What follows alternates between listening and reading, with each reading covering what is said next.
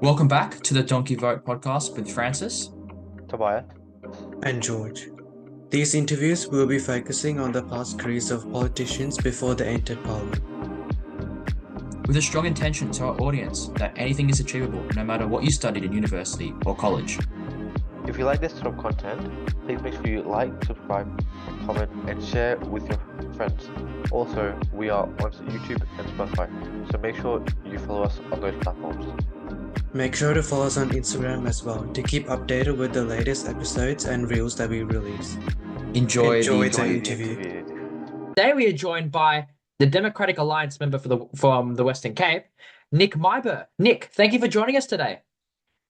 Hi, Francis. Yes, it's great to be with you. And we can talk about all sorts of things, but mainly rugby. And then we can touch a little bit of politics in between. Exactly. No, it's great to be with you. I prefer if we talk about cricket, but we can always find a substitute there in politics. Sure. Okay. Yes. Good. Excellent. So Nick, thank you for joining us again. So just for our audience out there who may not know an entire lot about you, could you give us a little brief description of yourself just before we get into the questions? Well, yeah, as you know, I'm a member of parliament. I used to be a mayor of our local municipality, Swellendam Municipality. I was there for about 10 years. Before that, I was a full-time farmer, sheep and grain farmer, very much like you have in Perth, Western Australia, very similar climate, very similar conditions. And prior to that, was at Stellenbosch University. So married with 4 kids, and it's nothing unique or particularly exciting, but yeah, here we are. And Just a stock standard, I guess. yes. Yes. But yeah, we might as well then get straight into the questions then, Nick. So my first question to you is, hopefully, you still have some memories of those days, but how was your high school and university life? And do you have any memorable moments you'd like to share on the podcast? Yes, well, I mean, I guess, you're not supposed to remember too much about your university days if you really got stuck into it. But no. My high school days, I was at school in Cape Town at Rondebosch Boys High, You're Cape Town which born and bred, produced. basically. No. I'm born and bred in what we call the Platteland, which is the rural outback. A little village called Swellendam, but which is about 220 k's from Cape Town. But I went to boarding school in Cape Town, and it was a great school. I had a great time. Loved history. That's where my love for history was nurtured and discovered, and then went on to university after that, University of Stellenbosch, which is near Cape Town, and I studied law. Um, I I didn't spend too much time on the academic side of things. Much involved in politics, Regrettably, or yeah, I got involved in politics and clubs and societies and that sort of thing. So that's really where my interest, where my political activism, if you like, uh, was born. Was at university. I got involved too much, really, to Mm. the detriment of my studies, but I managed to get through it eventually. And and it's really at university that as I said, I did law, but I took supplementary subjects like political philosophy and political science and stuff like that. And that's really where I realized that I'm a liberal. I'm a classical liberal. That's where I started realizing that what I'm interested in promoting is free individuals, free enterprise, and the rule of law. And that really became the basis of my political philosophy and my outlook on life. And I thank my university days for that. So, yeah.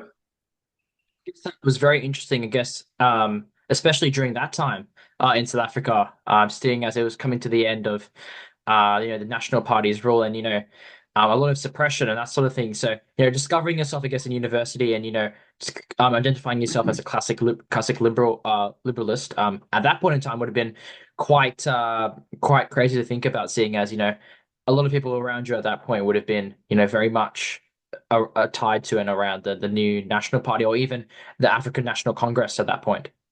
Sure. No, no, absolutely. So that was the intellectual conflict, if you like, in a way that you knew what was the right thing to do, and so a lot of people were clinging to the old system, but most people were wanting to change things, and but people realized that the system was just not sustainable. It was Mm. morally bankrupt and practically impossible, and so things had to change. And but our question was, to what do we change it to? I mean, we have the system, but if we're going to change, we've got to change for the better. And so this is where this whole discussion came up, especially on campuses, is, well, the African National Congress, who is now leading the liberation, so-called liberation struggle. I mean, what are their political credentials? What are their political roots? I mean, they're controlled by the South African Communist Party, who in turn are funded and trained by the Soviet Union. And as bad as apartheid and the current system is, what are we going to change to? Is the ANC going to suddenly discover, Western style liberal democracy, and what's going to happen to the economy, et cetera, et cetera. And, that was really the nature of the debate at that stage. The campuses, as you say, against the background of fierce political activity. I mean, a lot of political unrest in the 80s, and but that really, exercised the mind, and it forced you to think about the situation and what kind of future you want. And yeah, at the end, I think things turned out pretty well. We can talk about that if you want, in terms of the various pros and cons. We're now 30 years into the new dispensation. Uh, but I think that the center has held, basically, and uh, common sense has prevailed, um, despite their anti-democratic, um, intellectually anti-democratic basis of the African National Congress and their alliance partners, namely COSATU, the Congress of South African Trade Unions, and the South African Communist Party.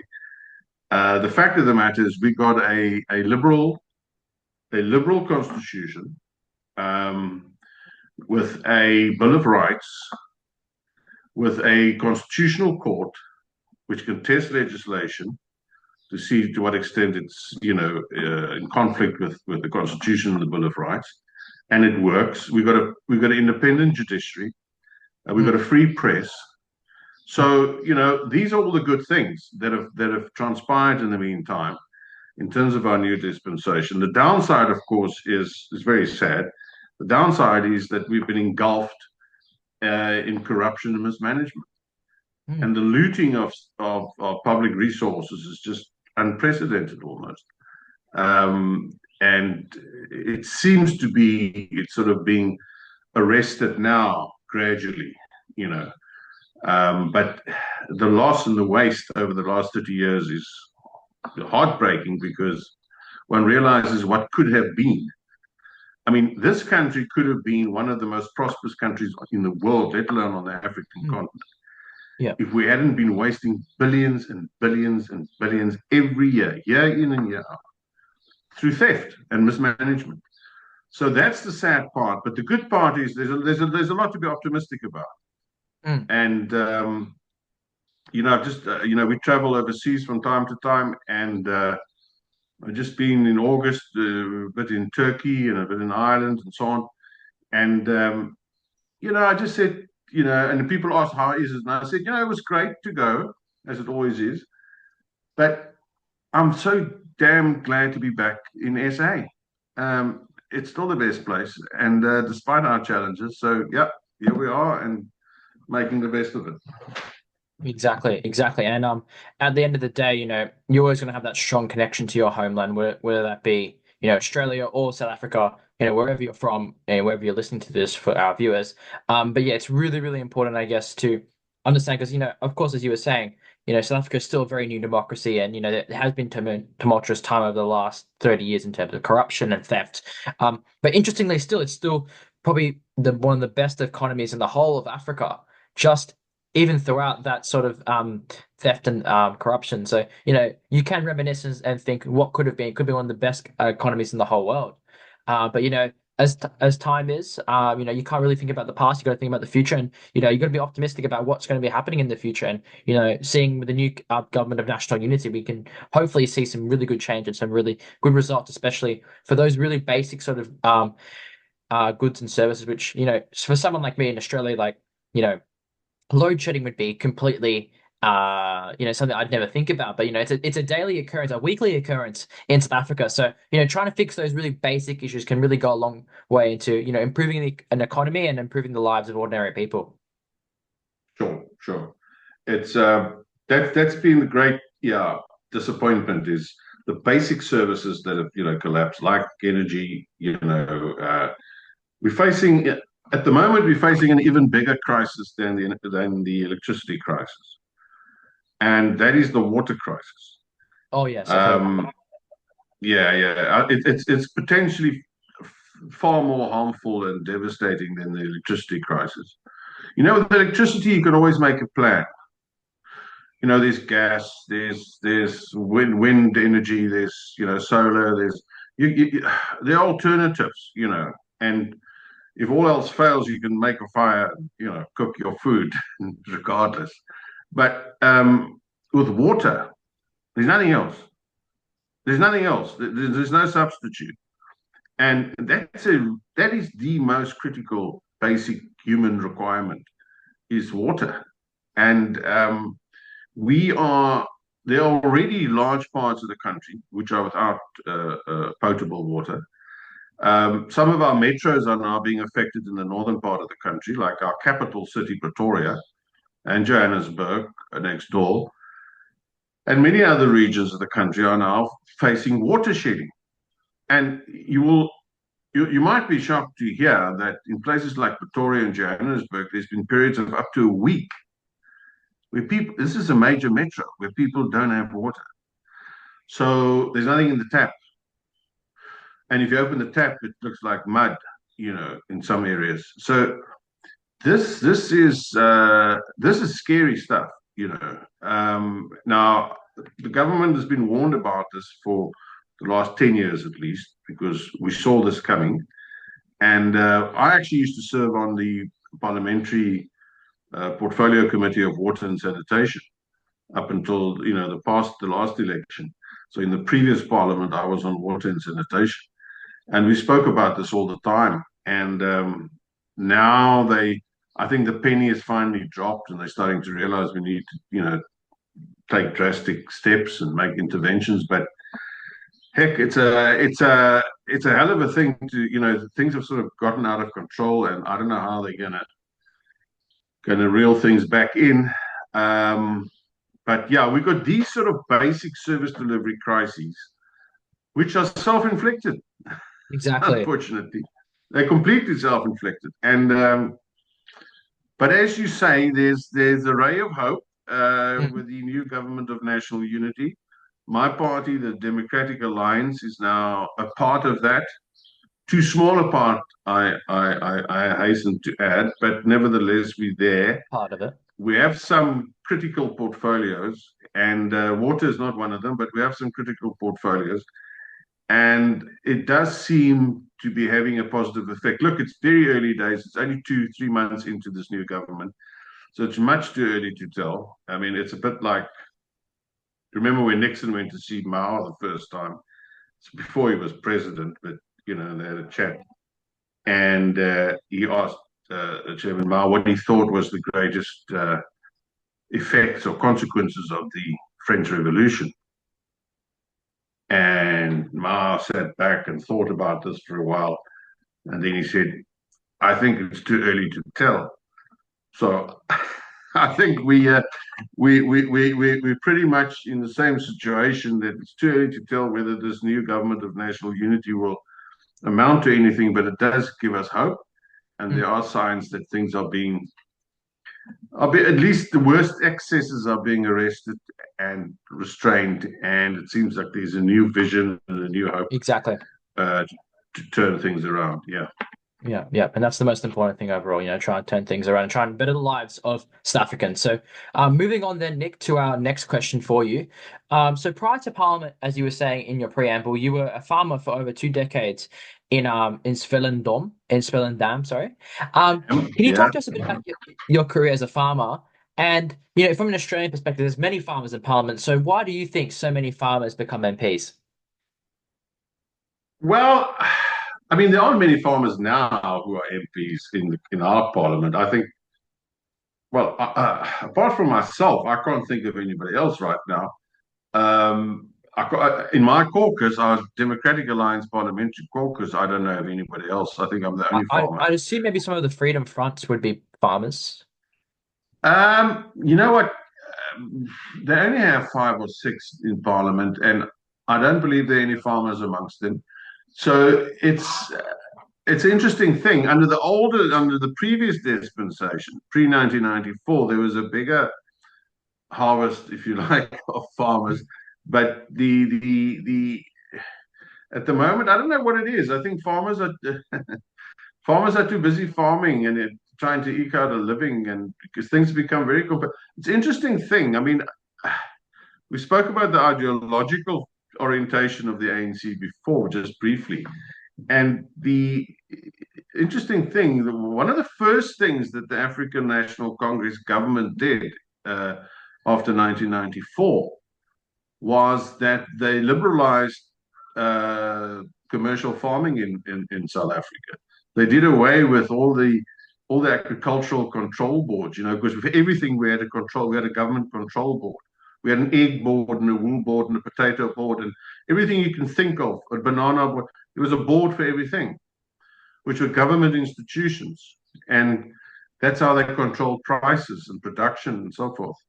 It was really very Soviet style kind of system, you know.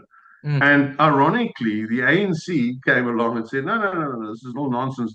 And they scrapped all of those within a matter of a couple of years after taking over in 94, which was a great thing for South African agriculture because it forced South African farmers to become more competitive.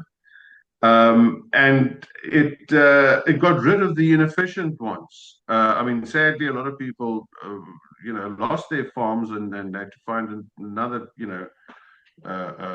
job. But the best ones stayed behind. And today, South African agriculture is really up there with the best in the world. But it's because we were forced to become competitive. We've got no government support, nothing whatsoever for decades now, and it brings out the best in you. And so that's, I think, maybe why there aren't so many farmers in politics anymore in South Africa because they're too busy, farming, and they can't rely on the state anymore for handouts or support. But Mm. I farmed a bit, yeah, for about 23 years. And I mean, people are sometimes surprised and say, "Wow, why are you a farmer?" Because I don't know, maybe I don't expect, I don't know, maybe I don't come across as a farmer, I don't know. But and I always said, look, they asked Sir Edmund Hillary, why ever did you climb Everest? And his reply was, well, because it's there. And and so I basically came farming because it was here. I mean, it's an old family, about fourth, fifth generation here, and I always thought it was a wonderful opportunity which shouldn't be missed. And although I studied law, I wasn't that interested in agriculture to study agriculture, but I studied law. But before I was finished with law, I realized that I wasn't going to be a lawyer. I didn't want to do that. And then I came farming. Mm. I joined my father in the business here. Uh, and then after about 20 years, this is typical, well, for this part of the world, as I said, imagine Perth and Western Australia. It's sheep, merino sheep farming, and barley and wheat, and a lot of dairies, quite a number of dairies around Yes. here as well. So that's what I did, and then I got involved in the local politics here Mm. for my sins, and well, and that then took me onto a different career path to the extent that I had to, you know, I mean, I used to leave the farm earlier when I became mayor. I left the farm early in the morning. It's about 20 kilometers from town, and I'd come back here after dark, and I realized this kite's not going to fly. I've either got to be mayor or I've got to farm, one of the two. And so then I put the farm out on lease. So I've got tenants now, and that have been here since shortly after I became mayor. So that's how I then exited active farming. We still live on the farm, and it's a great life. And I'm now pursuing a different opportunities. But the farming was great. It's a wonderful lifestyle and quality of life. Not a Exactly. great deal of money in it, but I It's mean, the enjoying, I guess, the lifestyle nature makes up and the for it. light and the lifestyle for sure. Exactly, exactly. Exactly. To the third question, Nick. So, as you were just previously saying, in 2011, you won the mayoral election in your hometown of Swellendam. The first time the Democratic Alliance had won the mayoral race in that district. Can you talk us a bit about your time as mayor? And do you have any memorable moments you'd like to share? Yeah, so you're right. We came the first time we came into power, if you like, was in 2011, but albeit with a coalition. So we didn't have an outright majority in 2011. We needed the support of one other bloke who turned out not to be very reliable, but that's the I've nature heard of a lot about coalitions. those sort of Y- y- one party people in South Africa who are a bit The a one bit party more. wizards who yeah, think they're kingmakers and they can, Mm, the tail, can sort of wag the, yeah. But the thing is, that's how I came to be mayor in 2011, and it was quite a battle. I remember my first day I had to go to the office. My wife asked, "But now tell me, do you have to go? Do you have to go to the office every day for this? What does this mean?" I said, "I said, look, I don't know. I've never been in a council before, let alone mayor. mm. We'll find out." And as soon as I got there, after the first few weeks, I realized this isn't going to the office every day. This is 8 days a week because things were pretty much broken and stuffed up, and the Oh place was wow. bankrupt.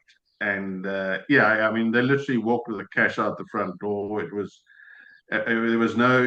no work ethic. There was no discipline. There was productivity was non-existent. Anyway, the place was broken and smashed up. But I ran a ticket of restoring financial health to the municipality. That was my whole ticket that I ran on. So that's what I prioritized. And so we turned the place around. Within 3 years. We started getting clean audits from the Auditor General Mm. after successive disclaimers the previous financial years. So to me, that was fundamental. People ask, but how did you? Because it was quite a radical change. It was quite a radical turnaround, and it happened a little bit quicker than I thought we could do it. But anyway, people say, I said, look, it's not nuclear science. Local government, like any form of government, is not nuclear science. All we did was, all you have to do is stop stealing the money and Mm. appoint the right people. And that's basically what I did. Is we put a break to the theft. We started disciplining members of staff and prosecuting people, and those we couldn't get to. Well, others ran away before we could get to them. And we appointed entirely new senior management leadership for the municipality, and and we took it from there. And then things started to change, incrementally over time. So, I always say, what what's the job of a mayor? What's the essence? The essence of being a mayor is to manage the happiness index in your community. That's what it's all about. People want to feel better. People want to have hope. People want to, feel that their circumstances are improving. And I think we managed to do that. And that is why in 2016, 5 years later, we won an outright majority.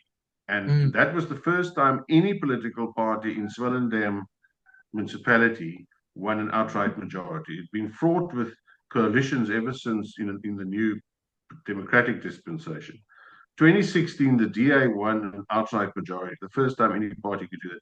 And I think that was testimony to the fact that, evidence of the fact that the people said, look, we approve of what you're doing and we want more of it. And to me, so that was a highlight. And then the whole game changes if you've got an outright majority, because now in coalitions everything is second best. You've got to compromise on everything.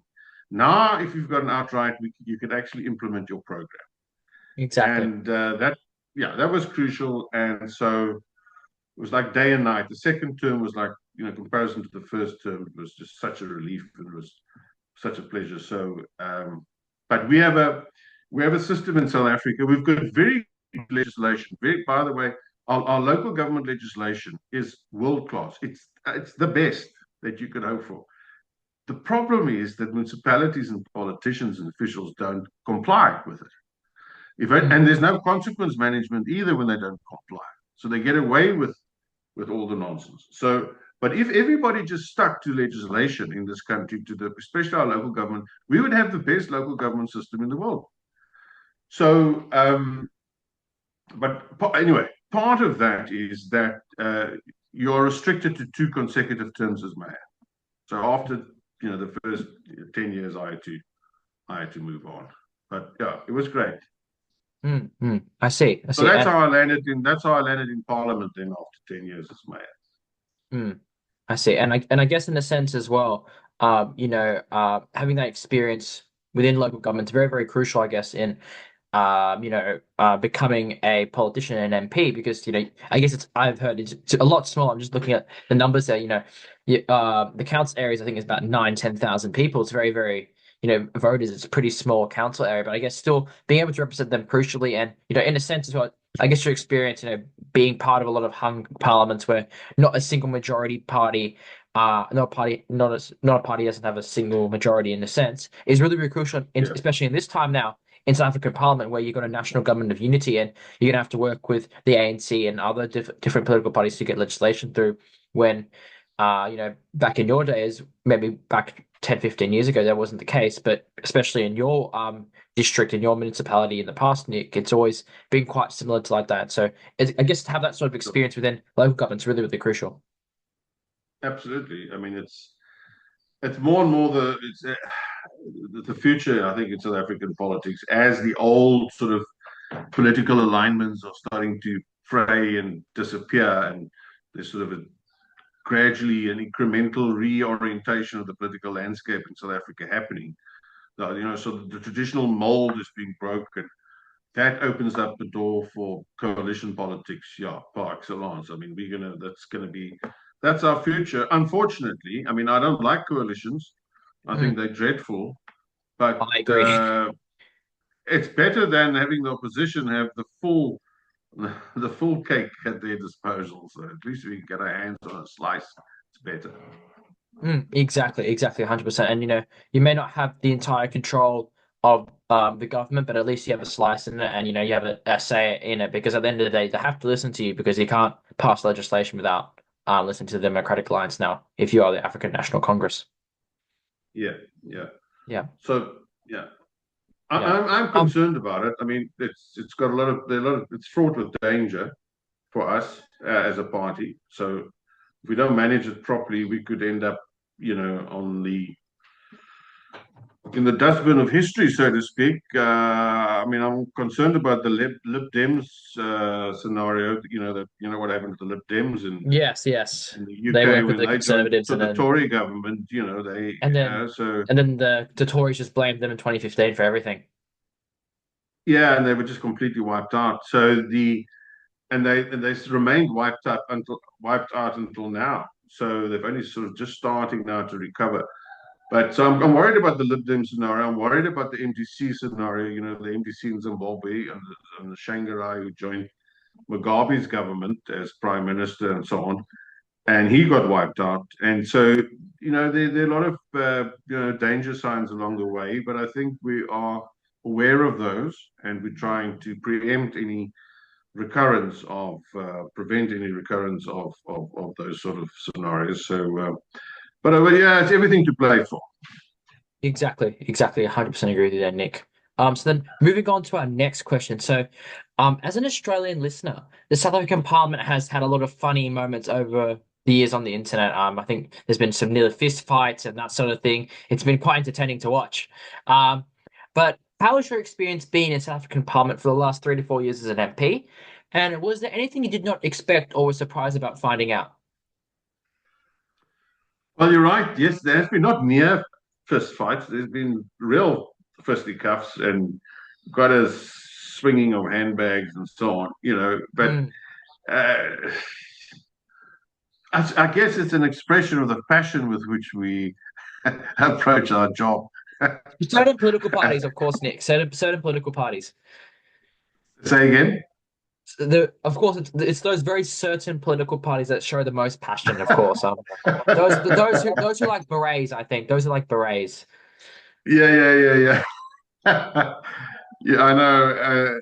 I know what you mean, but it's and they sit right next. Well, in the old Parliament, they sat right next to us, in opposition benches, and they got thrown out quite a lot because they just don't comply with the rules of the House. The but that to me, you asked us, was I surprised about anything? Not really, although to some extent I was rather disappointed to see the level of decay that's actually set into the Parliament as an institution. I mean, the management of the institution from just an administrative point of view, and the abuse of political power by the powers that be in terms of running the show there. And it's right down. It's from the dining room, which is now in such a state that you can't take anybody there, which is right through to the way that the speaker runs the plenaries, in the House. Mm, And it's the loss of decorum and really respect for the institution, which is, to me, the most disappointing part of it. But again, we're seeing a bit of a resuscitation in this new seventh Parliament, which was just inaugurated now a couple of months ago, with the Democratic Alliance joining the fray. And we've got the Deputy Speaker of Parliament is a DA member, for instance. We've got some House chairs and so on. So already things are looking better, more disciplined, more structured. And as I said, trying to bring back the decorum of the institution and the respect and the esteem that it's held with or not held with in the eyes of the public. mm, Because, it did become a bit of a laughing stock in the eyes of the general public. it did. But I think that, again, also as far as that's concerned, things are changing for the better. Mm, Absolutely. exactly. And I guess in a sense, it was a big wake up call for the ANC the last election. So, um, you know, I guess public governance now is very, very crucial for them. But in retrospect as well, you saw the rise of another populist left-wing party in MK. So, and that force now with EFF is bigger than it was before in terms of seats in parliament. So, uh, you could maybe see the disruptiveness even get worse into the future. But as I've previously been told, you guys actually can't sit in your parliament building because of a fire that happened a couple of years ago. So, you can't really, I guess, experience the full immersion of being in the National Assembly and seeing things happen, I guess. So I guess it's calmed down a bit in that sense, with people being online still and that sort of thing. But when, the Parliament building is returned back, I think 2026, I think they said was when it was projected to be built, to be fixed up again, Nick. Yeah, it's an Uh, optimistic projection, but anyway, yeah. yeah, if it's before 2030, it's always a good thing. But we'll see, we'll see. Sure. But yeah, I guess in a sense, then yeah, you can't really have as much, um, Sure, as it's not the full Monty, right now. It's a bit of a fake version of the real thing, and we still have a lot of hybrid meetings, and some are Zoom. Some of the committee meetings are still Zoom. Some of the plenary sessions are hybrid because we're meeting in a space where everybody can't fit into. So there's like a pro rata representation of parties, a scaled down, version of parties sitting in the plenaries and the big debates. But yeah, it's a shame. Again, the burning of Parliament was just completely unnecessary. It was just a complete failure of management, again, of those in charge of the management of Parliament security. So I mean, just literally have somebody walking into Parliament in the middle of the night. He just walks in with canisters of petrol and just starts pouring it out and just lights the place, sets the whole place alight.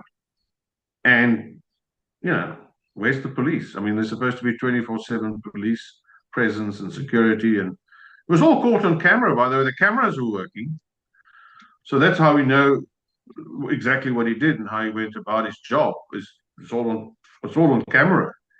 But how that could even happen in the first place, that was just so indicative of what I Exactly. referred to earlier as the complete decay and disintegration of the proper management of Parliament.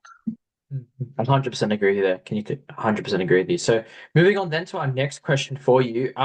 Who would you say is your, and on a lighter note, actually, who would you say is your political role model or idol?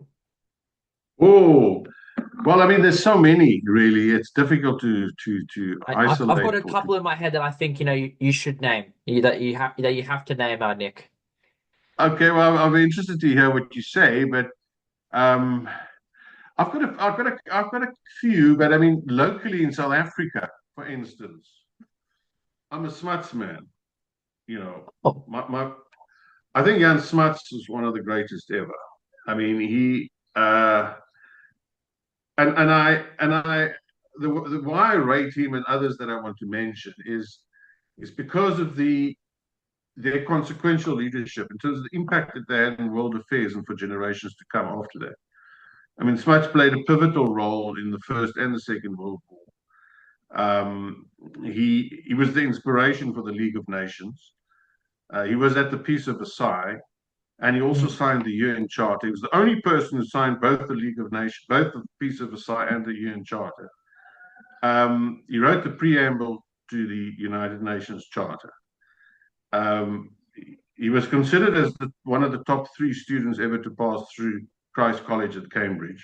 When they asked Lord Todd, who was the master of Christ College, about Smuts, he said that in the 500 years history of that institution, he thought 3 people were really outstanding: Charles Darwin, John Milton, and Jan Smuts.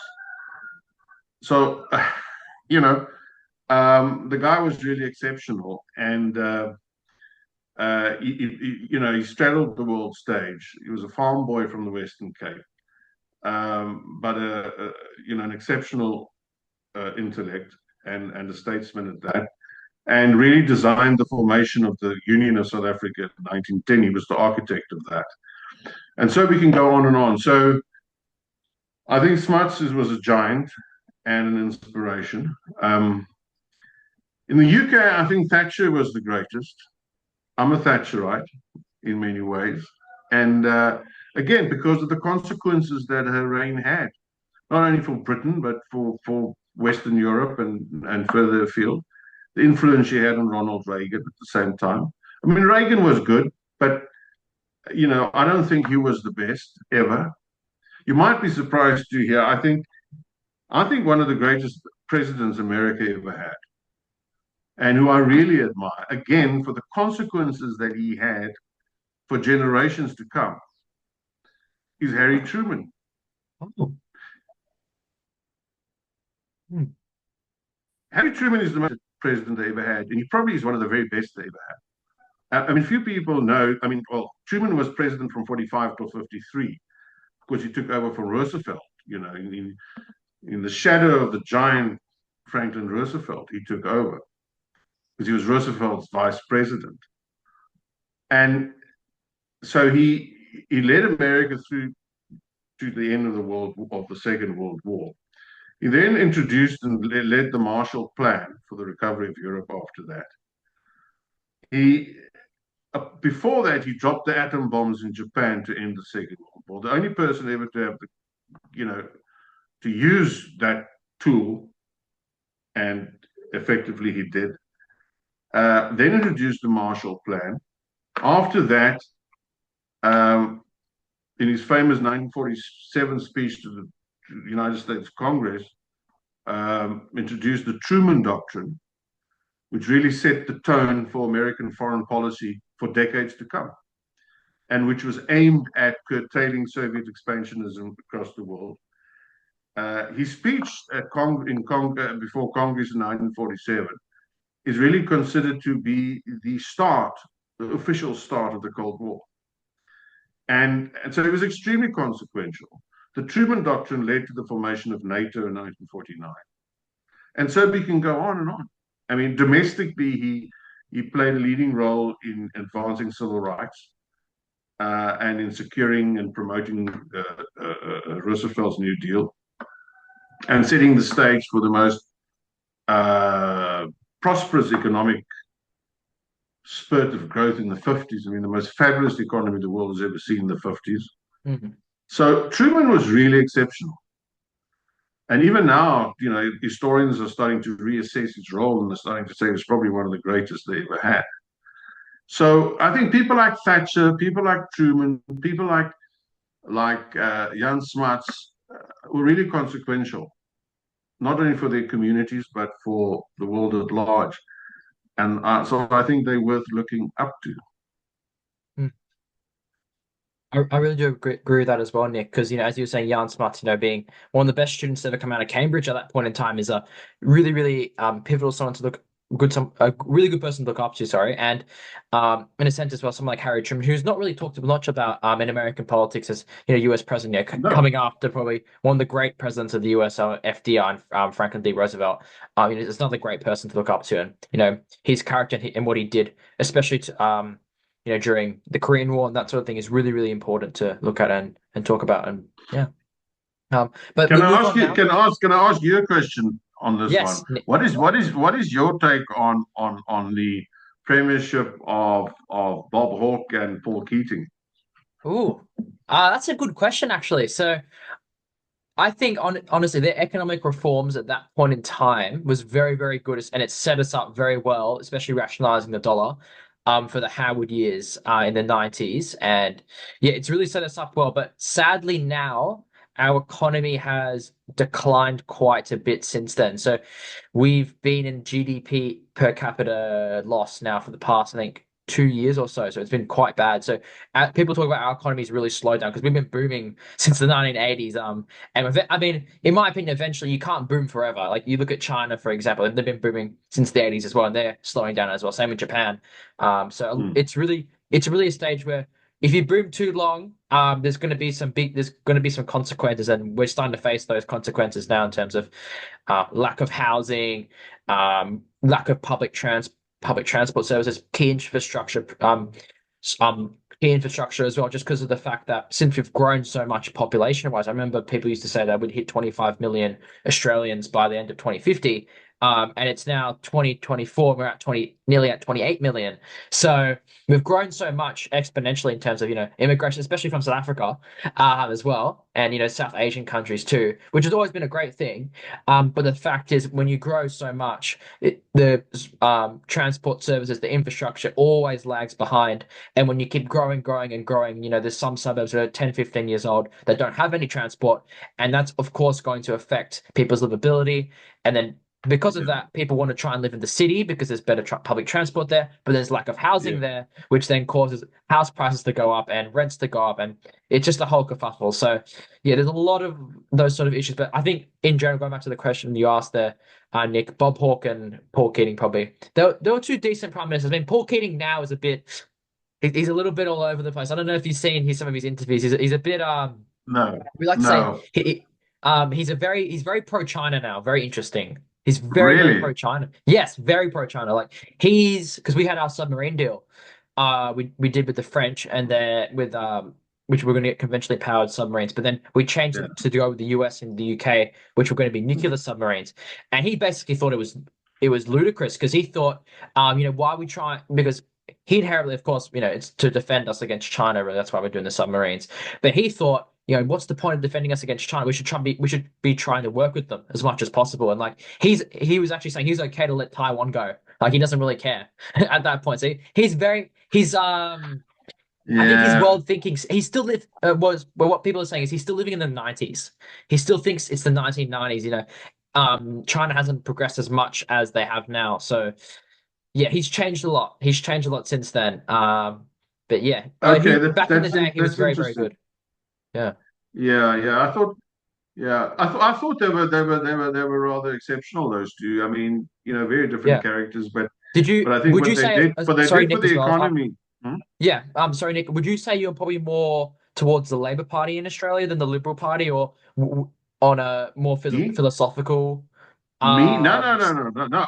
I would be liberal in Australia. well, But because I guess yeah, because the Democratic no, but I mean, because the Alliance, Labour I mean, your Labour. I mean, from what I look, Labour is different in every country, but I mean, Labour under Bob Hawke and Keating was yes, really quite very Thatcherite, in many yeah, ways. Thatcher right.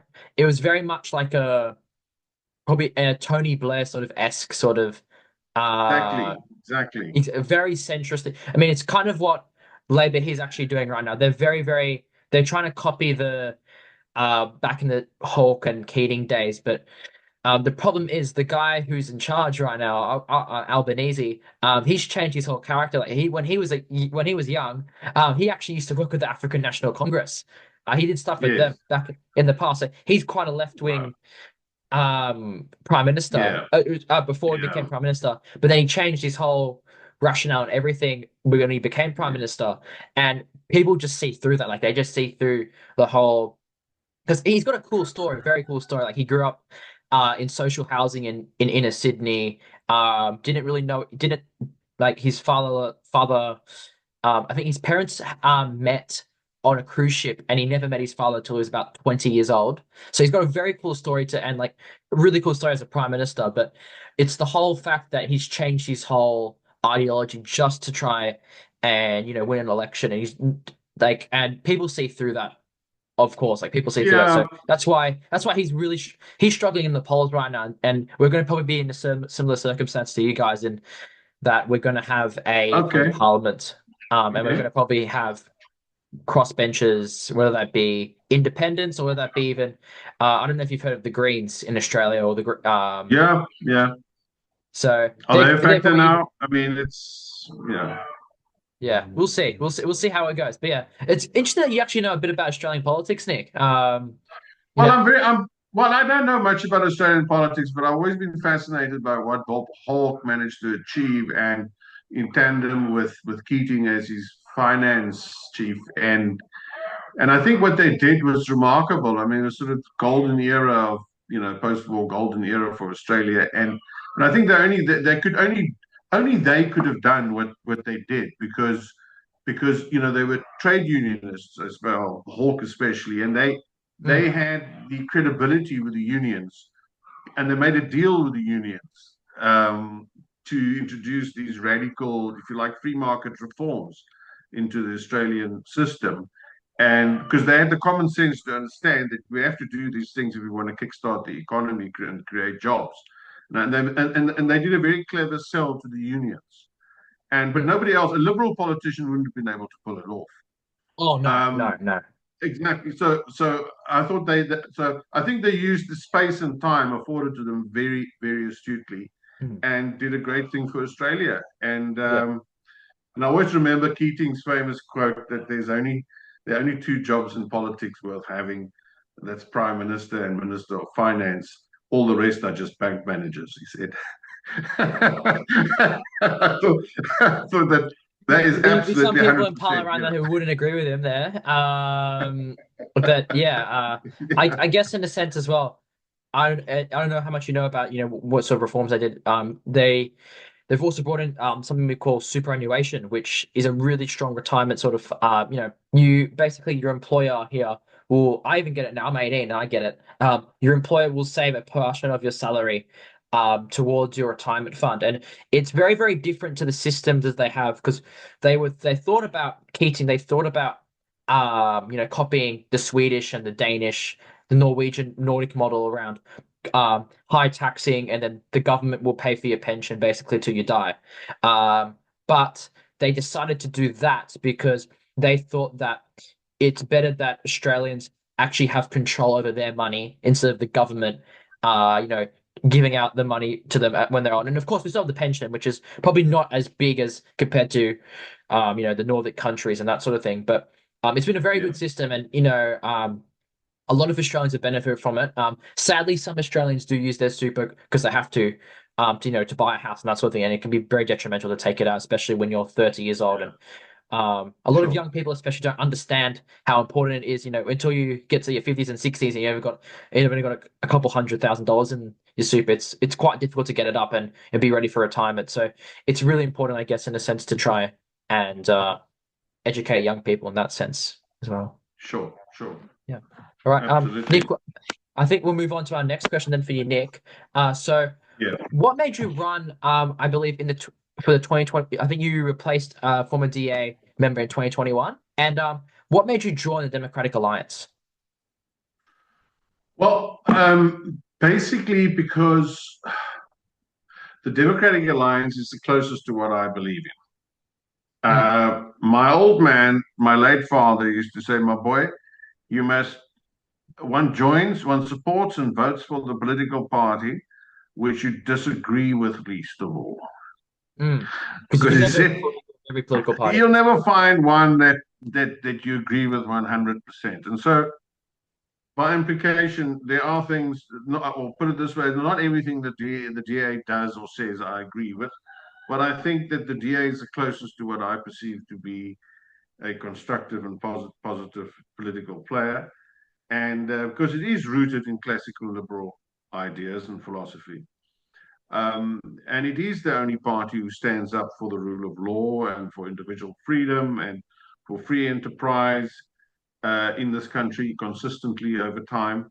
And, that is why I think it's the most sensible vehicle to utilize in pursuit of one's, if liberal ideas is one's objective, then the DA is the most suitable vehicle through which to pursue these ideals. And so that's why I became involved with the DA and then landed in, as I said, in government, in local government via the DA and now in Parliament.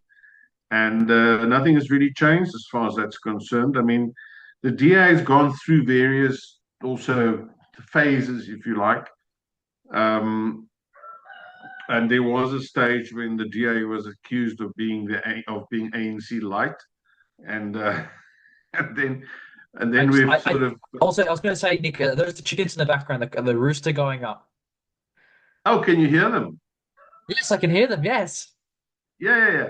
Because my office, I'm on the farm, and my office is right next to the chicken coop. It's the we got Yeah, about I can hear them. 60. I can hear them My wife's got faintly. about 60, 70 odd hens here. They're complete free rangers. They run around but there's some roosters here that I suppose they're waiting for the hens to Mm. return. But But as you were saying, Nick, Democratic with the Democratic Alliance at the point in time why you joined. yeah, yeah.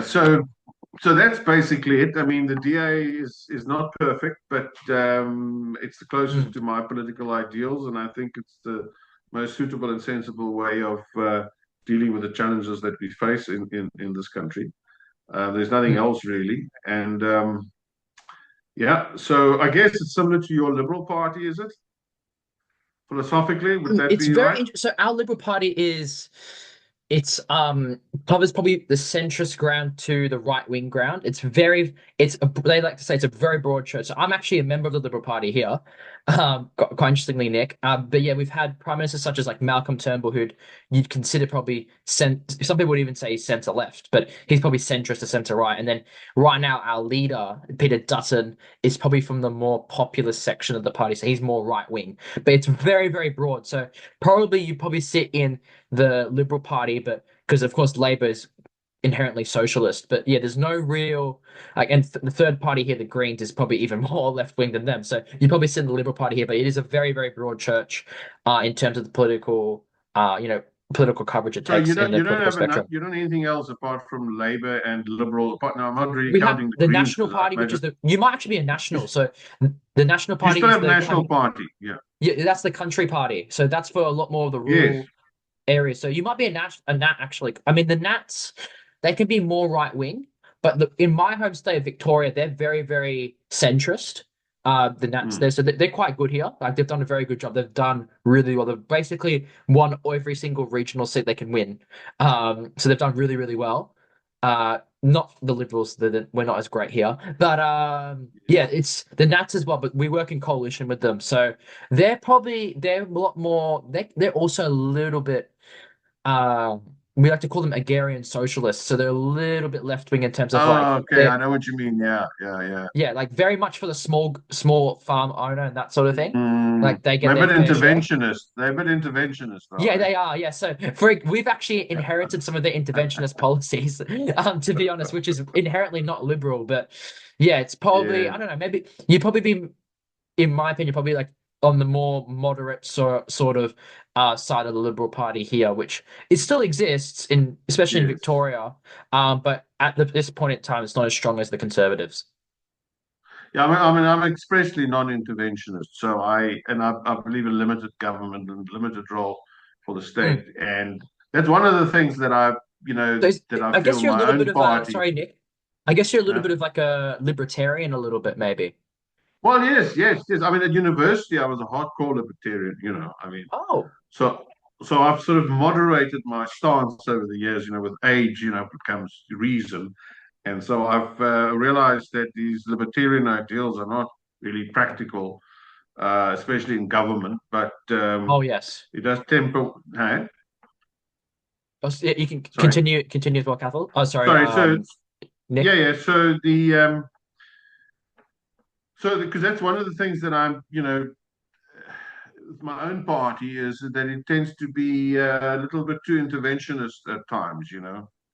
Um, Exactly. Yeah. so It, there's put it this way, there are interventionist tendencies in my party, yeah, but it not it completely it interventionist. Yeah. yeah. So I mean, but so it's quite interesting. I'd be Liberal Party. I'd probably be a Duttonite in Oz. That's a night. Oh, I don't know sorry. what would you say, Dutton? Is Oh no, he probably a Turnbullite, but probably more towards Malcolm Turnbull. Yeah, he's more a moderate sort of I mean, okay? a lot of the country people, though, a lot of the more rural MPs, they're inherently more right wing. And where the more Yeah. moderate centrist voters come from, so the more, I guess, how we describe them is they're economically very conservative, but they're socially pretty progressive.